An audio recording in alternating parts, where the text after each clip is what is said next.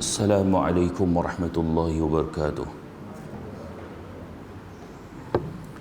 Innal hamdalillah nahmaduhu wa nasta'inuhu wa nastaghfiruh wa na'udzu billahi min shururi anfusina wa min sayyiati a'malina. May yahdihillahu fala mudilla lahu wa may yudlil fala hadiya lahu. Asyhadu an la ilaha illallah wahdahu la syarika lahu wa asyhadu anna Muhammadan abduhu wa rasuluh. Allahumma salli wa sallim ala nabiyil karim Muhammad wa ala alihi wa ashabihi wa man da'a bi da'watihi wa istanna bi sunnatihi ila yaumiddin. Amma ba'd. Bahagia Tuan Imam, Tuan Bilal, pengurusi masjid, Lajnah Kuasa, para asatidzah, muslimin muslimat, mudah-mudahan kita semua dirahmati oleh Allah Subhanahu wa taala. InsyaAllah pada pagi ini kita akan bincang tentang teman karib ataupun siapakah teman kita. Rasulullah sallallahu alaihi wasallam bersabda, al-mu'min mir'atu al-mu'min, al-mu'min mir'atul mu'min. Orang beriman menjadi cerminan kepada orang beriman yang lain. Begitu juga sahabat menjadi cerminan sahabat yang lain. So kalau nak tengok seorang tu, kena tengok siapa teman rapat dia. Kena tengok siapa teman rapat dia. Biasanya orang yang dia boleh duduk sekali, duduk sama-sama menjadi teman rapat ataupun kawan rapat ni, biasanya dia akan cari yang sekepala dengan dia. Kaki judi, contoh orang kaki nombor lah, dia akan cari kaki nombor lah jadi kawan rapat dia, baru matching kan? Takkanlah kaki nombor pergi cari Tok Imam jadi kawan rapat, tak matching kan? Takkan dia nak kata Allah Tok Imam lari satu nombor, dia nak sembang tu tak kena. Jadi dia akan cari juga orang yang sekepala dengan dia, kaki nombor agak. Dan begitu juga orang beriman yang lain, orang jenis suka kuliah dia akan cari kawan-kawan yang suka kuliah, baru seronok nak sembang. Sebab kawan rapat ni kita akan sembang banyak benda. Hak kita suka, kita akan sembang dengan dia agak. Jadi begitulah orang beriman, dia akan cari orang beriman yang lain sebagai teman rapat dia. Sifat roh yang Allah jadikan ni, dia tak mau berkumpul dengan orang yang tak sekepala dengan dia, tak sama dengan dia. Sebab tu dalam satu hadis Nabi sallallahu alaihi wasallam bersabda, al-arwahu junudun mujannadah fama ta'arafa minha فما تعارف منها ائتلف وما تناكر منها اختلف. Roh-roh itu bagaikan pasukan yang berhimpun. Jika mereka saling kenal, maka mereka akan bersatu. Jika saling tidak mengenal, maka mereka akan berpisah. Hadis Bukhari. Hadis Bukhari dan Muslim. Nabi itu roh tu dia seolah-olah dia berkumpul, cari roh yang sama dengan dia. Kalau masa berkumpul tu dia rasa macam matching, so dia akan bersama. Kalau dia rasa tak matching, dia akan berpisah. So begitulah keadaan manusia. Manusia ni dia akan duduk sekali, bila dia rasa tak lepi dengan puak ni, dia takkan nak bersama. Dia akan bersama, dia akan jadi rapat apabila boleh bincang sama-sama sekepala dia macam tu.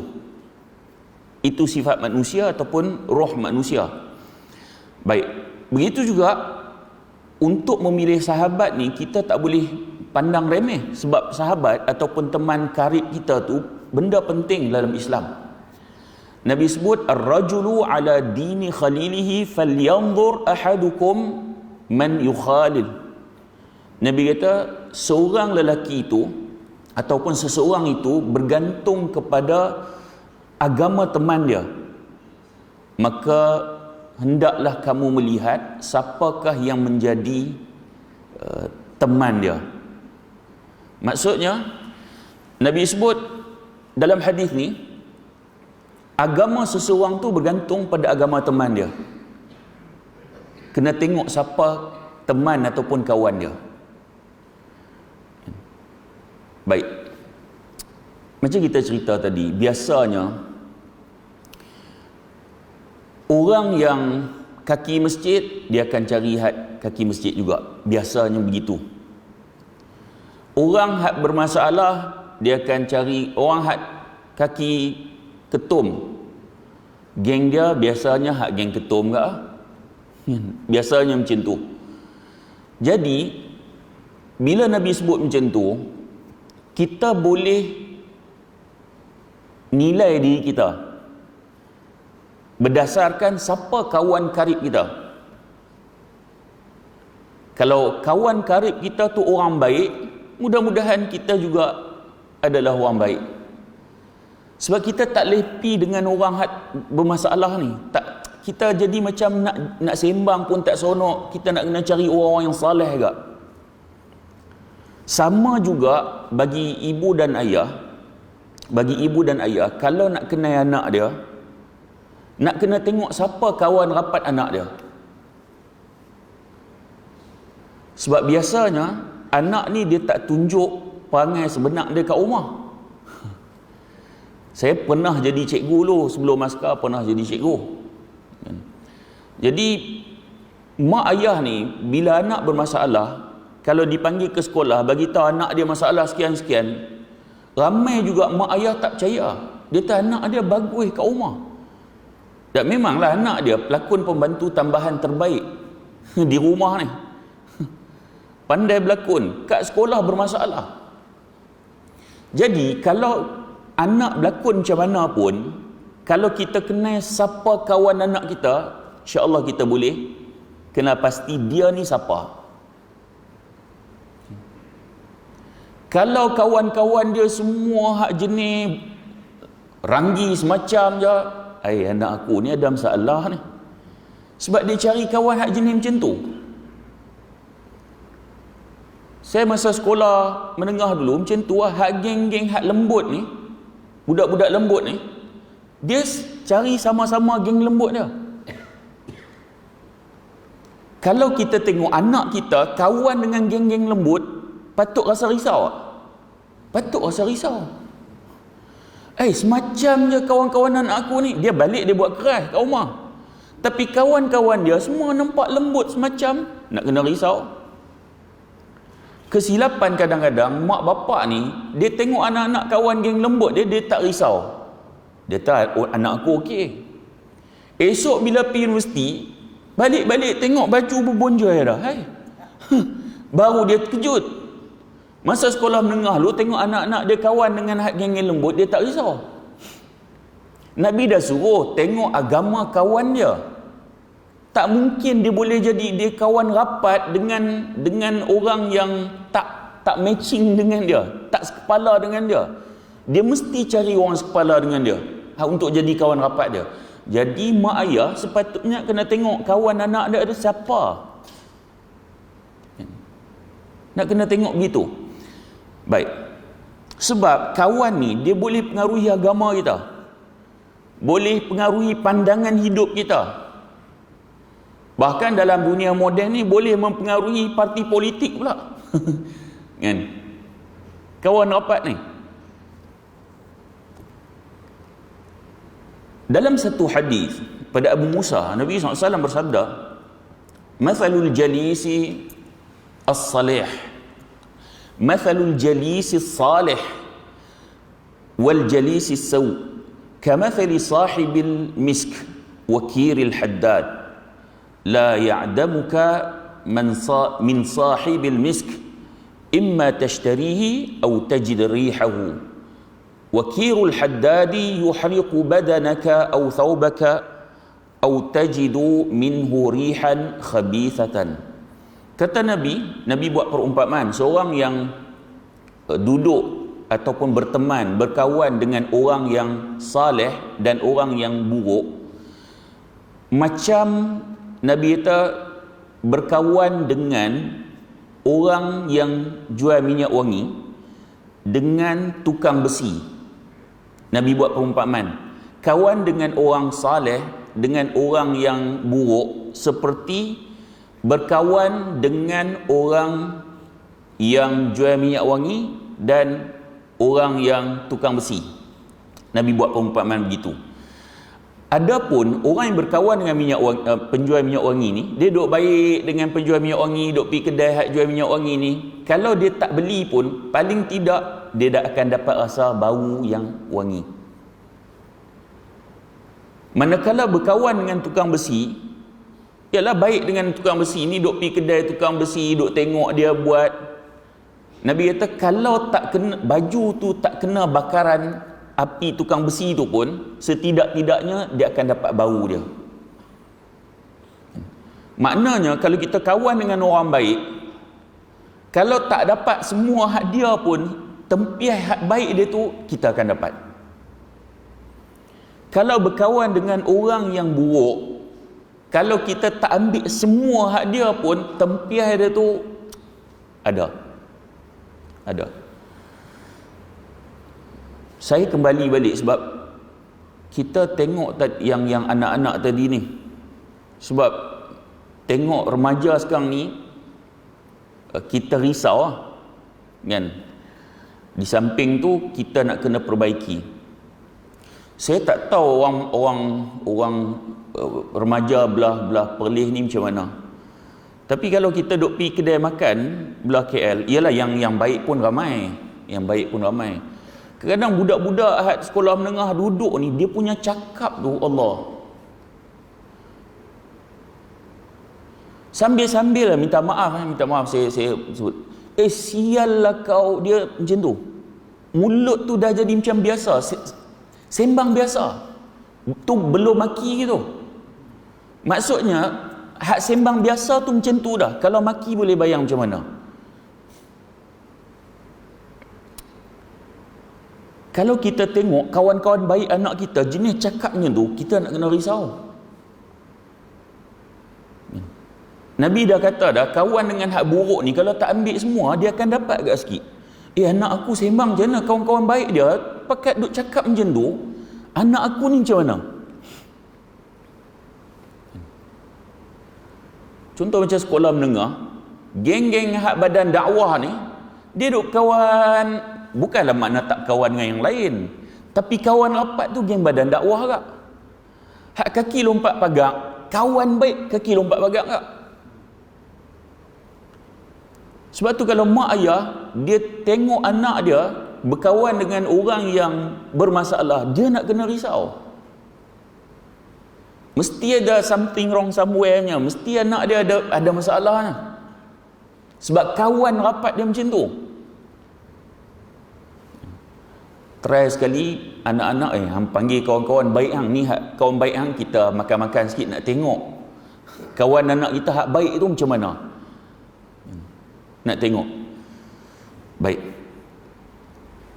Syekh Abdul Muhsin Al-Qasim ni imam Masjid Nabawi, dia juga hakim mahkamah syariah di Madinah. Dia kata sifat manusia ni, dia cepat terpengaruh dengan pergaulan teman dia.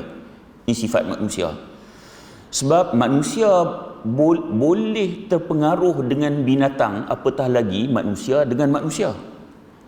Disebut ni, dan disebut satu hadis Nabi SAW bersabda, al-fakhru wal khuyala'u fil faddadina ahli al-wabar was sakinatu fi ahli al-ghanam.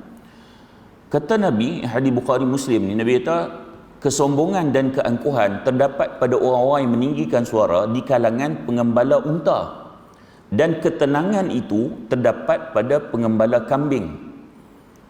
Nabi sebut orang hak pengembala unta ni, dengan dia terpaksa kuatkan suara, maksudnya dia terpengaruh dengan akan kesombongan dan keangkuhan tu. Sebab nak jaga unta ni dia kena kuat suara, dia akan terpengaruh. Manakala Nabi kata ketenangan terdapat pada pengembala kambing. Hak pengembala kambing ni letak kat tempat rumput, hang makanlah. Dia tenang je.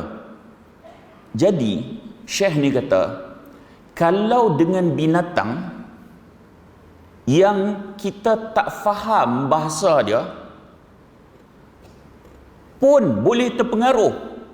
Penjaga unta tu dia akan bersifat dia kasar sikit, terpengaruh sebab dia duk jaga unta. Hak jaga kambing dia cool, dia tenang, terpengaruh dengan suasana hak binatang, walaupun perkataan binatang tu tak dapat difahami.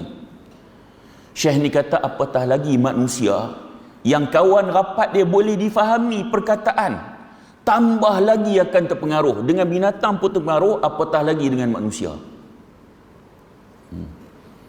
Nak kena tengok. Kena tengok siapa kawan baik kita. Baik. Kemudian Allah juga berfirman, al-akhillau yawma idzin ba'dhum li ba'dhin aduun illa al-muttaqin. Nabi kata, Allah Subhanahu wa taala berfirman, pada hari itu, yakni hari akhirat, sahabat-sahabat karib sesetengahnya akan menjadi musuh kepada sesetengahnya yang lain, kecuali orang yang persahabatannya berdasarkan iman ataupun taqwa. Allah Subhanahu wa taala sebut di akhirat esok, kawan-kawan karib ni sebahagian akan jadi musuh. Dulu di dunia kawan karib, tapi di akhirat Allah sebut sebahagiannya akan jadi musuh. Yang tak jadi musuh siapa? Allah sebut dalam ni, illal muttaqin, melainkan orang yang bertakwa. Maksudnya berkawan, berteman di atas dasar iman dan takwa. Hak ni takkan jadi musuh. Kawan kerana lain pada iman dan takwa, Allah sebut dah sebahagiannya esok akan jadi musuh di akhirat, akan saling dakwa mendakwa. Kawan kerana seronok bola, ada bola, pi kedai mamak ni, pi kedai mamak tu, bincang bola, pemain, senarai pemain bola dunia semua duduk dalam kepala dia, seronok bincang, bukan atas dasar iman. Kawan kerana sukan, kawan kerana hobi macam-macam, bukanlah tak boleh, kan? Allah sebut sebahagiannya. Hak dulu ni kita duk rasa rapat sungguh dengan dia, nak sembang bola dia lah, nak ajak pergi kedai minum dia lah. Allah kata sebahagiannya akan jadi musuh. Saling mendakwa.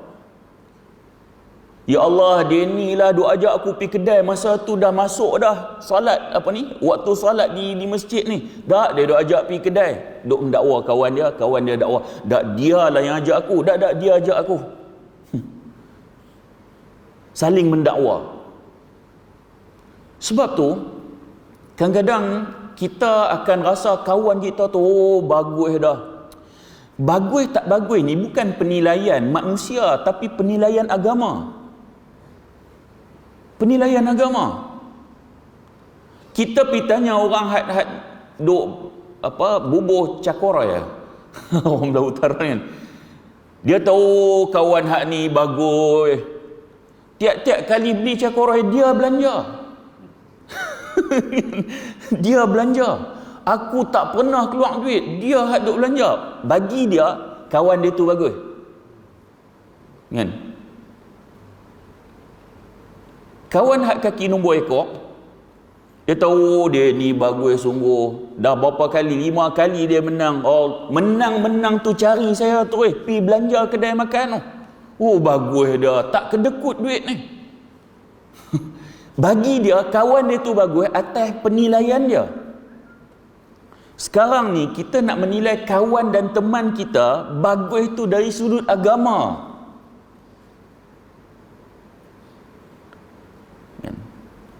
Jadi nak kena tengok balik kawan-kawan kita ni, hak kita duk nilai bagus tu dari sudut penilaian kita ke atau penilaian agama.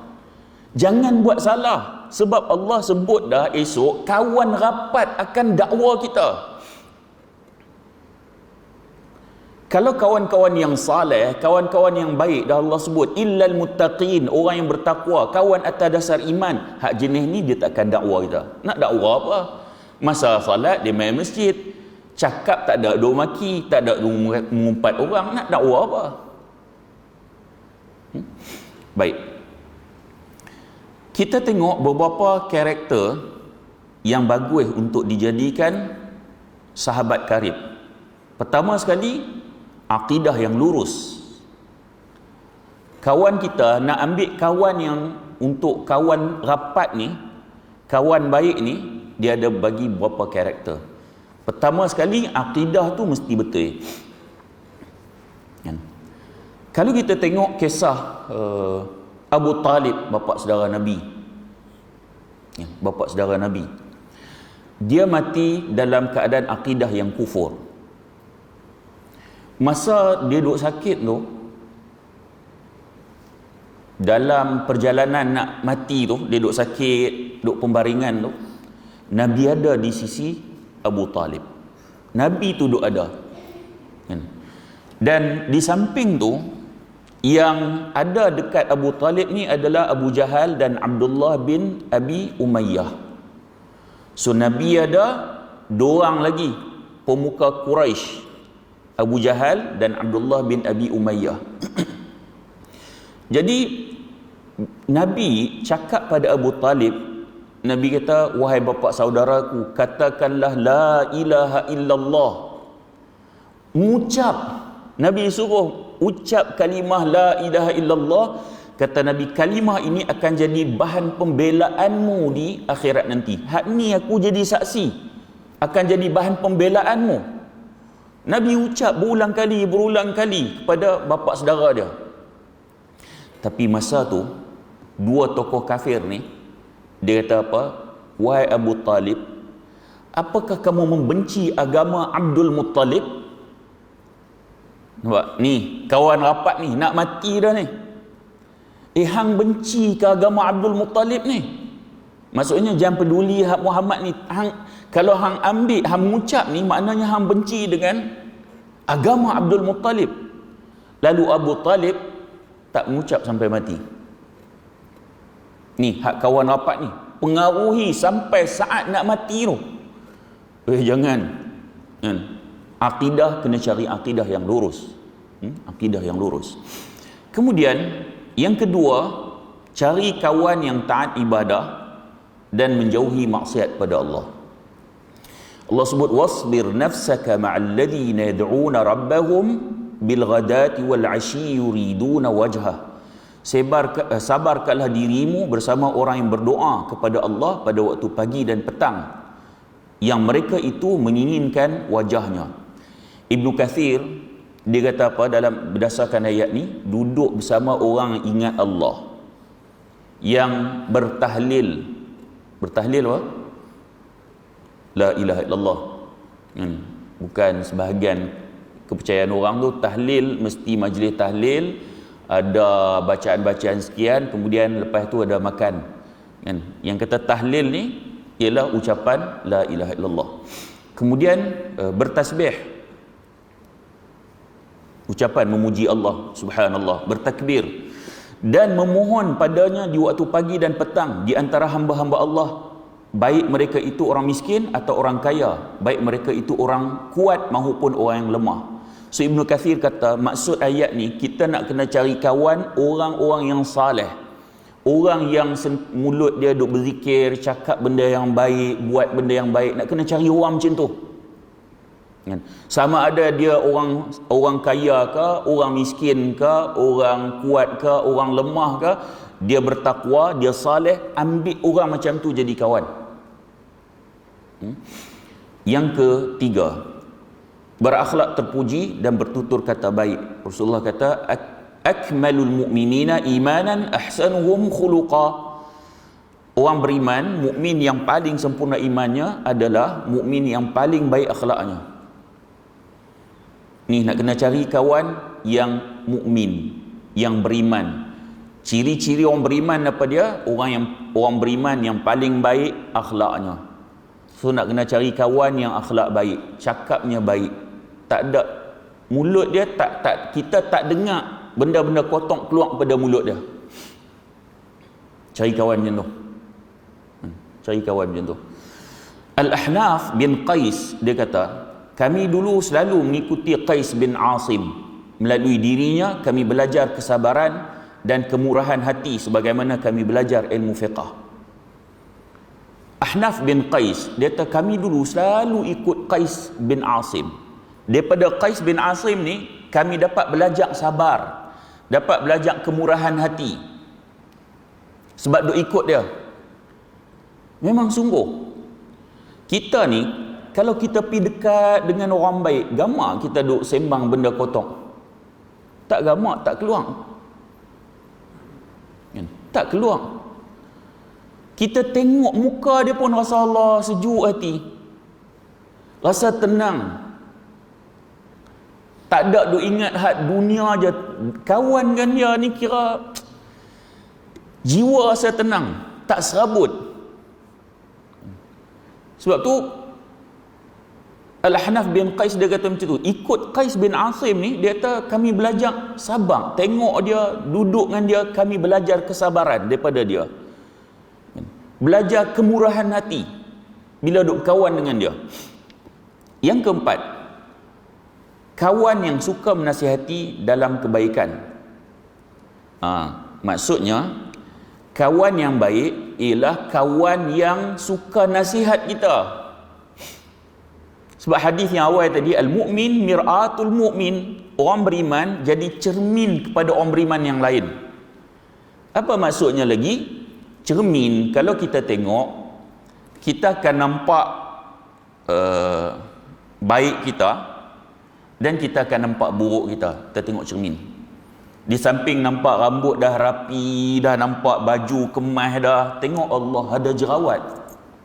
Hak tu pun nampak. Cermin tu bagi tahu hak ni kawan yang baik. Hak ni kawan yang baik.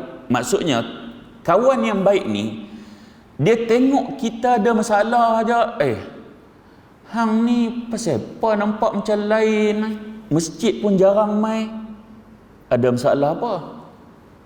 Dia bukan apa, dia nak esok pergi syurga sama-sama. Dia tak mau kawan dia ni tersesat. Sebab tu dia tegur. Tapi malangnya orang kita lah, orang Melayu ni, dia kalau kena tegur dia kurang sikit. Bab tu dia terasa hati. Orang muda-muda kata cepat koyak. Cepat koyak, tegur sikit no. Aku malas kawan dengan dia. Duk asyik duk tegur budak. Dalam Islam memang nak cari kawan hak suka tegur. Hak ni orang Melayu dia kena buang sikap tu. Orang Arab dia memang tegur direct. Dia tahang, dia direct.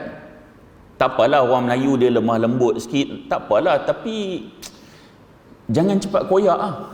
Kena tegur sikit. Member kita ni bukan tegur direct pun, dia kias-kias macam tu je. Kan? Nak kena ra'i kat, sebab orang Melayu ni dia tak sama dengan orang Arab. Orang Arab dia tak simpan dalam hati. Kan? Sebab tu mereka dapat Islam melalui perang. Orang Melayu ni dapat Islam, pedagang masuk, dakwah, terima dah Islam. Lembut orang Melayu ni. Kan? Hati jiwa dia lembut. Tapi jiwa lembut pun janganlah sampai tak boleh terima teguran langsung. Dah kawan kata, hang pasal apa masjid aku tengok dah 2-3 hari tak main ni. Tak mau kawan langsung. Malas aku dengan dia. Jangan sembang macam tu. Dia tu kita kena anggap bagus dia ni. Hak ni kawan aku duk cari. Kita nak tergelincir sikit je, dia main tegur. Hak ni macam ni nak cari. Kan? Ada orang kubur hang, kubur aku. Hang tak payah sibuk hai aku. Hang jaga diri hang dah. Aku pandai-pandai aku. Aku pun bukan umur muda, aku 63 dah hang. Dia main macam tu. Tak, sekarang ni kalau ada orang tegur kita, hak tu nak buat kawan. Tegur tu tegur nak nasihat, tegur hak betul lah. Kan? Bukan tegur nak pelekeh kita. Kita pun boleh beza, orang tegak ni tegak nak perbetul kita ataupun nak pelekeh kita. Kita pun boleh beza. Cari hak member, hak kawan, hak tegak tu nak perbetul kita. Kan? Baik.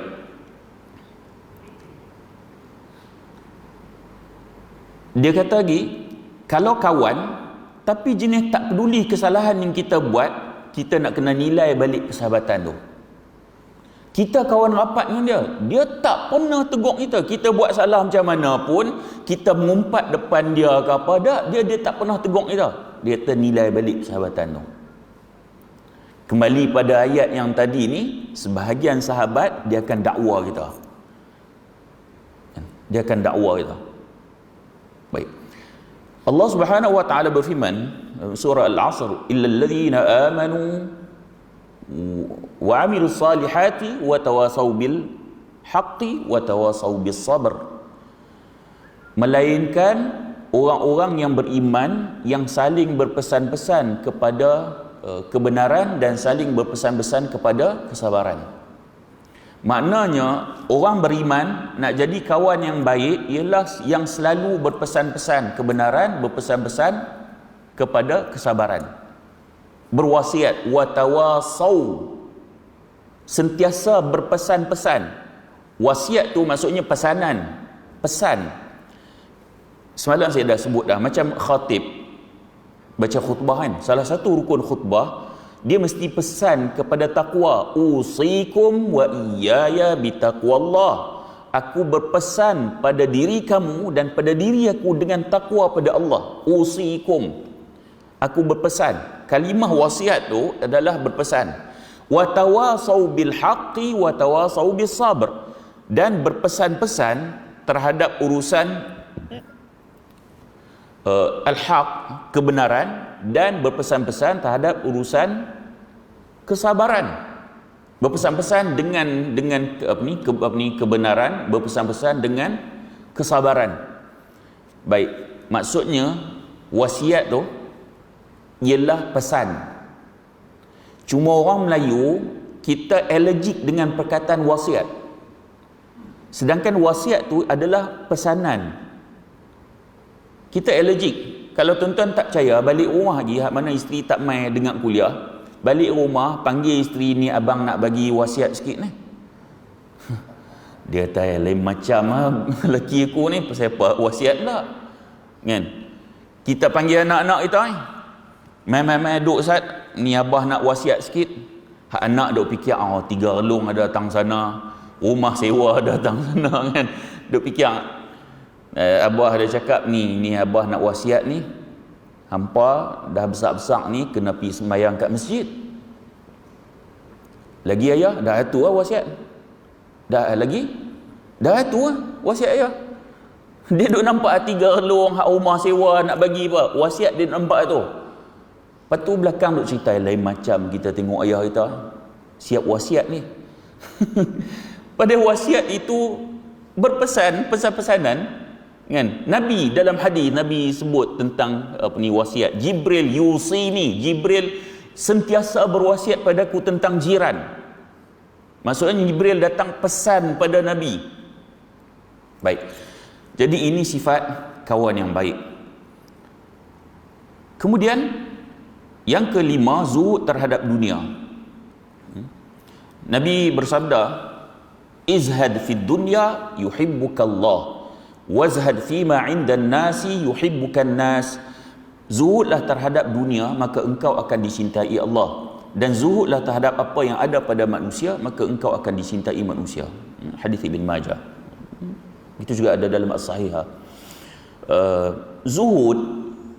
Zuhud maksudnya hai dunia ni dia tak masuk dalam hati dia, tak membesar dalam hati dia. Dunia ni dalam hati dia kecil. Bukan tak peduli urusan dunia.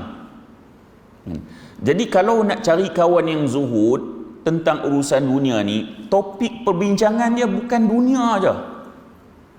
Jumpa dia bola, jumpa dia handphone, jumpa dia hai dunia. Tak ada dia nak cerita bab kuliah ke, bab pergi masjid ke, bab akhirat ke, bab tak ada. Dunia ada. kawan macam ni dia tak ada sifat zuhud. Kan? Saya dah sebut kan, bukan bermakna tak boleh bincang hai dunia, boleh. Kan? Tapi dunia tu bukan urusan yang sangat penting pada dia, sehingga hak tu je topik, tak ada benda lain. Tak ada benda lain. Yang keenam, banyak ilmu. Cari kawan yang ada ilmu. So dengan ada ilmu ni, kita akan dapat ambil ilmu daripada dia. Kan? Cari kawan yang ada ilmu. Dalam handphone kita ni, berapa kawan kita kira kalau jadi masalah agama, paling tidak boleh call ataupun WhatsApp dia tanya bab hukum. Kan? Kena cari hak tu juga. Baik.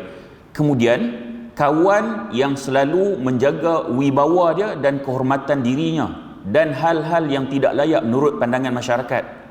Seandainya sesuatu kawasan menganggap bahawa sesuatu permainan adalah permainan tercela, maka tidak patut dia bergaul dengan orang yang suka bermain permainan itu. Kata Imam Asy-Syafi'i rahimahullah, dia kata law annal ma'al barida yathlamu min muru'ati syai'an ma syaribtul ma'a illa haran. Kata Imam Syafi'i, seandainya air yang sejuk itu merosakkan wibawaku, nescaya aku akan minum air panas ya. Kalau minum air sejuk tu harus boleh minum. Tapi dia kata kalau minum orang tengok wibawa aku jatuh, aku minum air panas. Sampai macam tu sekali. Maksudnya saya bagi contoh lain. Permainan snooker. Tahu snooker kan, biliard apa semua tu. Yang tu boleh main ke tak boleh? Boleh main lah, haruslah, tak ada masalah apa pun. Tapi di Malaysia ni main snooker ni macam, kalau pergi main tu macam jatuh maruah. Kalau macam tu pandangan masyarakat, jangan. So dia kata jangan pergi cari kawan hak jenis tak peduli bab maruah ni. Tak peduli bab maruah ni. Jangan cari kawan macam tu.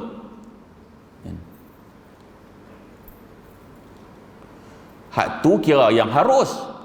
Kalau yang haram, merokok. Merokok haram lah. Yalah, haram ni pun dia ada level-level dia. Kan? Haram merokok taklah sama macam haram makan babi. Haram tu tak sama level dia. Kan?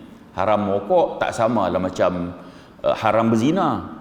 Tapi hukum dia haram lah. Hukum dia haram lah. Jadi kadang pakai kepiah putih, merokok pula. Lepas tu kawasan masjid pula. Perlis ni tak ada. Saya ada dekat Selangor. Belah KL Selangor ni.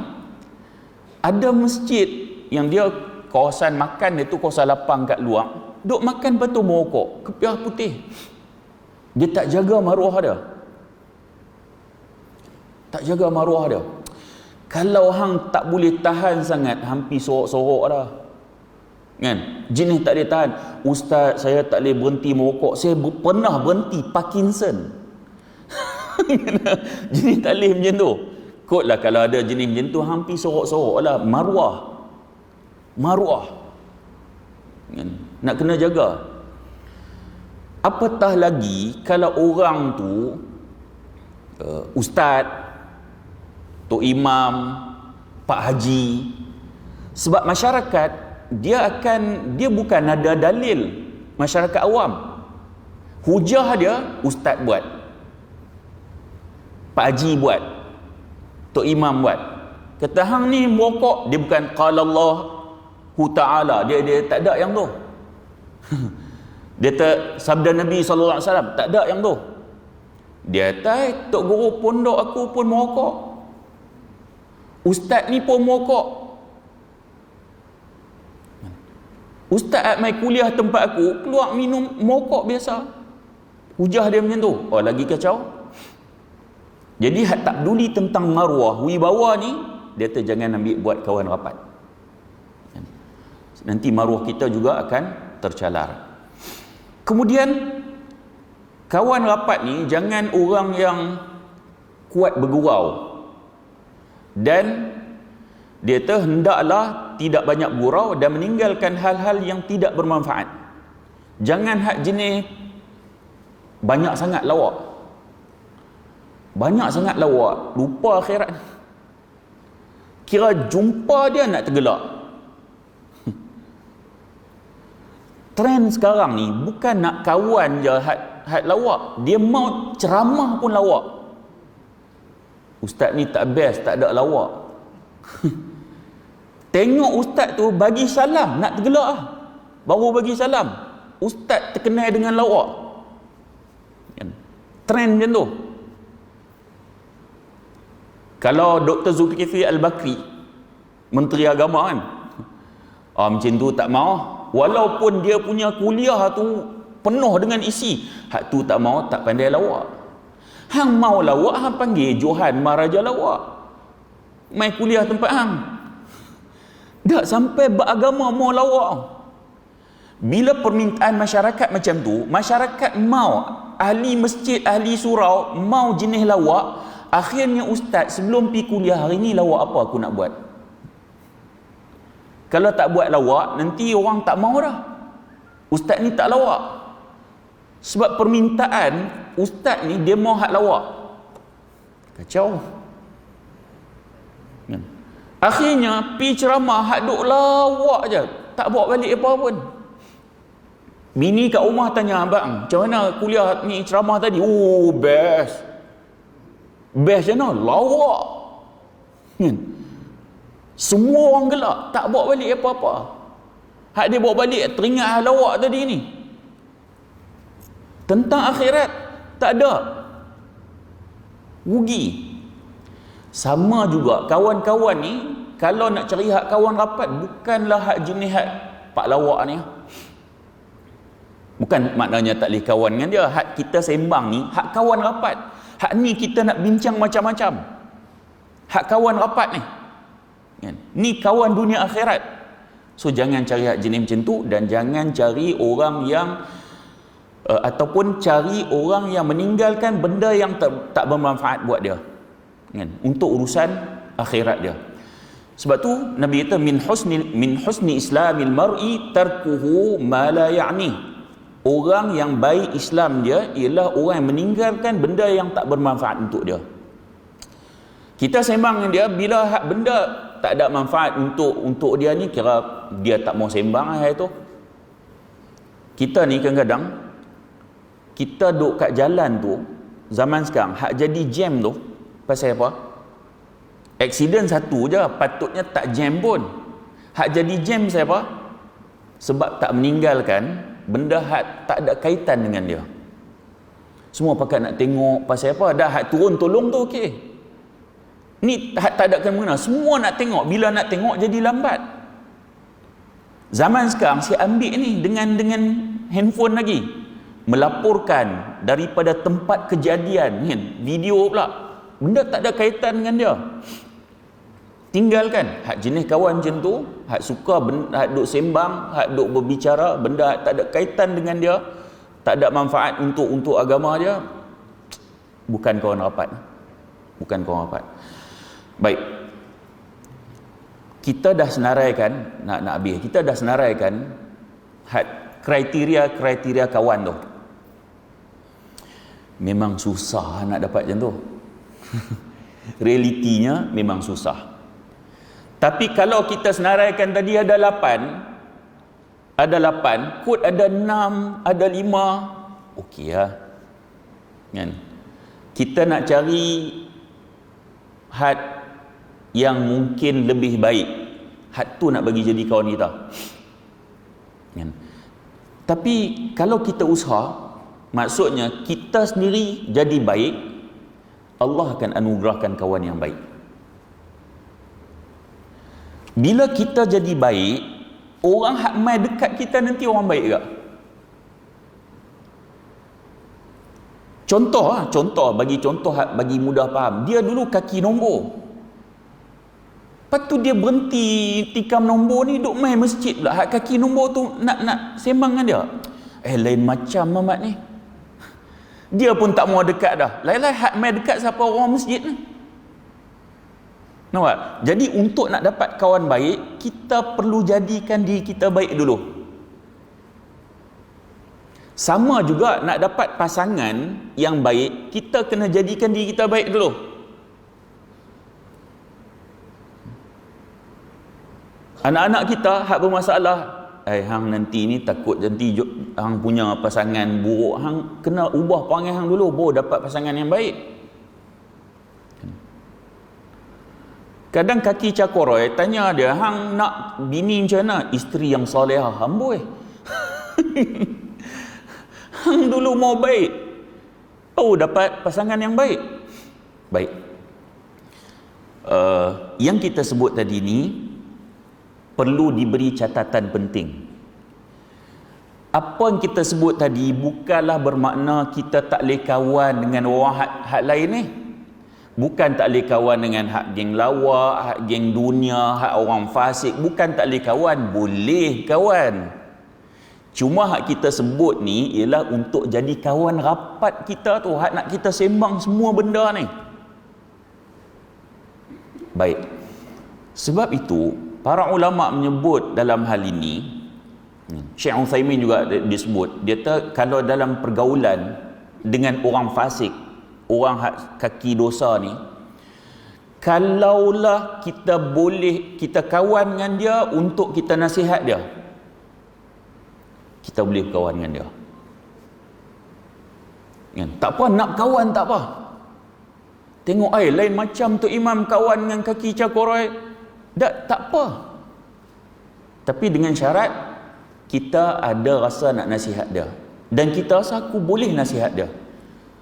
Tak banyak pun, slow-slow aku akan cuba ubah dia. Boleh kawan dengan orang macam tu. Tapi jika sekiranya kita berkawan dengan orang macam tu, orang fasik, kita pula cenderung untuk nak kita pula berubah, yang tu tinggalkan. Faham tak? Bukan tak boleh berkawan, tapi kita nilai diri kita. Kita ada kekuatan tak nak cuba ubah dia, nasihat sikit-sikit. Tak banyak pun aku bagi kiasan-kiasan supaya dia bagi faham. Kalau kita ada kekuatan tu, dipersilakan kawan dengan siapa pun. Tapi kalau kita rasa aku ni tak kuat, aku kawan dengan orang ni, aku nak macam lalang, tinggalkan. Banyak lagi ni, tapi masa dah ni. Kata ada nasi lemak kan, takut sejuk. Saya nak baca hadis yang last lah, sebab banyak ni. Nanti insya-Allah kemudian kita ni. Dalam sebuah hadis ni panjang, saya bagi mafhum hadis sahih Muslim. Dalam hadis ni, maksud hadis kan, setelah orang-orang beriman dibebaskan daripada neraka, Allah bebaskan demi zat yang kemudian Allah berfirman, demi Allah zat, hadis ni Nabi bersabda, demi zat yang jiwaku berada di tangannya, sungguh kalian, yakni orang beriman, begitu gigih dalam memohon kepada Allah untuk memperjuangkan hak saudara-saudaranya yang berada dalam neraka pada hari kiamat. Mereka memohon, wahai Tuhan kami, mereka itu, yakni yang tinggal di neraka, pernah berpuasa bersama kami, salat dan juga haji. Lalu dijawab, keluarkanlah dari neraka orang-orang yang kalian kenal hingga wajah mereka diharamkan untuk dibakar oleh api neraka. Para orang beriman ini pun mengeluarkan banyak saudaranya yang telah dibakar di neraka. Ada yang dibakar sampai betisnya dan ada yang sampai lututnya.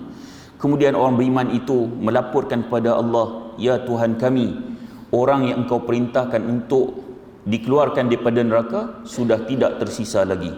Lalu Allah berfirman, kembali lagi, keluarkanlah yang masih memiliki iman seberat dinar. Maka dikeluarkan orang beriman banyak sekali yang diseksa di neraka. Kemudian mereka melaporkan, wahai Tuhan kami tidak meninggalkan seorang pun yang engkau perintahkan untuk dikeluarkan. Nabi sebut orang beriman esok orang yang peduli dengan saudara-saudara dia. Orang beriman ni, dia bukan peduli di dunia aja. Peduli dia tu sampai akhirat. Kalau kawan-kawan dia peduli di dunia ni, macam mana agama kawan dia, ada masalah ke tak, dia peduli. Hak peduli dia tu bawa sampai ke akhirat, sampai di dalam syurga dia peduli lagi. Jadi bila kawan-kawan dia tak ada dalam syurga, dia tanya ke Allah, pada Allah, ya Allah, ni kawan-kawan aku ni dulu salat sekali, puasa sekali, haji sekali, meh dengar kuliah sekali, tapi tak ada dalam syurga, duk ada dalam neraka. Allah kata, Allah perintahkan pada malaikat, keluarkan ni kawan-kawan dia, hak dia sebut ni, nama-nama ni, keluar. Lalu Allah keluarkan mereka daripada neraka. So hadis ni Ibnul Qayyim Al-Jauziyah dia sebut ini menunjukkan kawan, teman yang rapat ni dia boleh bagi syafaat. Boleh bagi syafaat. Pedulinya dia akan bagi syafaat, keluarkan kawan-kawan dia, keluar masuk dalam syurga. Jadi kita di dunia ni cari orang yang saleh.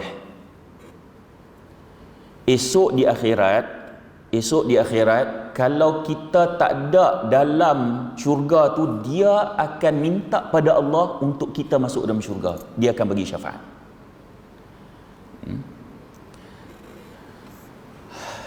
Dia kawan saleh ni tak semestinya ustaz. Orang hak mari masjid cakapnya bagus, saleh lah tu. Kan? Tok Bilal masjid surau, saleh lah tu. Kita nak cari orang saleh ni penceramah hebat. Oh, ni orang saleh, tak semestinya. Ini tuan guru, tak semestinya. Kan? Tok Bilal masjid, oh saleh lah tu. Orang tak main masjid lagi, dia dah kena main masjid lah.